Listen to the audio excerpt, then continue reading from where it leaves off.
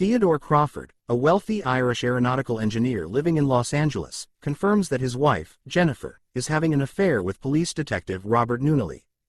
Confronting his wife, Crawford shoots her. Police are called, including Nunnally, who enters the house cautiously, negotiating with Crawford for both to put down their guns. Crawford confesses he shot his wife. Recognizing the victim, and being subtly goaded by Crawford, Nunnally becomes enraged and assaults him.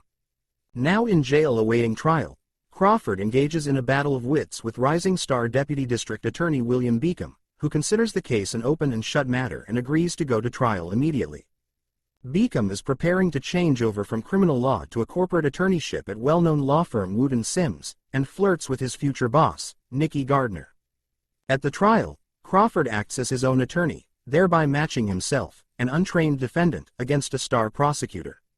Crawford informs the court that the arresting officer, Nunnally, was having an affair with his wife, assaulted him during his arrest, and was present during his interrogation. Crawford's confession is therefore ruled inadmissible as evidence, being, as the judge puts it, fruit of the poisonous tree. Beacom discovers that Crawford's handgun could not have been used in the shooting because it does not match shell casings at the crime scene and in fact has never been fired. This baffles police, since CCTV surveillance was in use during the shooting and until Crawford's arrest, during which time he did not leave the house. Nunnally comes up with a scheme to plant false evidence to implicate Crawford, which Beacom rejects. With no new evidence to present, Beacom has to concede the trial is lost, and Crawford is acquitted. Disgraced, Nunnally commits suicide outside the court. Beacom's future with the prestigious law firm is now in tatters. However, he begins to see his DA job as a means to fight for justice for those such as Crawford's wife. Crawford himself observes the change, commenting sarcastically that Beacom has found God. This motivates Beacom to continue searching for evidence, almost obsessively. Realizing that Crawford's plan is to dispose of the only eyewitness to the crime, Beacom obtains a court order to keep Jennifer on life support. He arrives at the hospital, but is unable to prevent staff turning off her life support.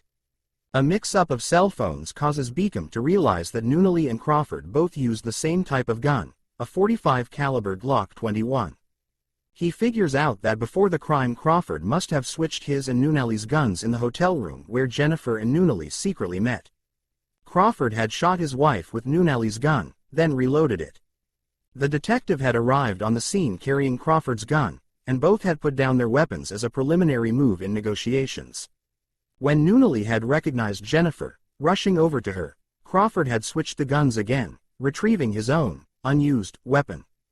When Crawford had reappeared brandishing his gun, Nunnally tackled and assaulted him, before Crawford's arrest. Nunnally had then unwittingly holstered the murder weapon, allowing the unused gun to be taken as evidence. Beacom confronts Crawford with his deductions. With Jennifer now dead, the bullet lodged in her head can now be retrieved and matched with Nunnally's gun. Crawford confesses, confident he is protected by the principle of double jeopardy. However, Beacom informs him that by allowing his wife to die, Crawford can now be prosecuted for murder, having previously been tried merely for attempted murder. Since he had taken Jennifer off life support, new charges can be filed against Crawford and a new trial can be held. Crawford is arrested by waiting police.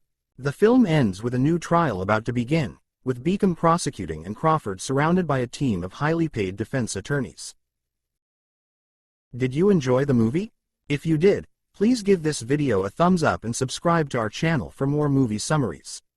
We will do our best to bring you a new summary every day, so stay tuned and don't miss out. Thank you for watching and see you next time.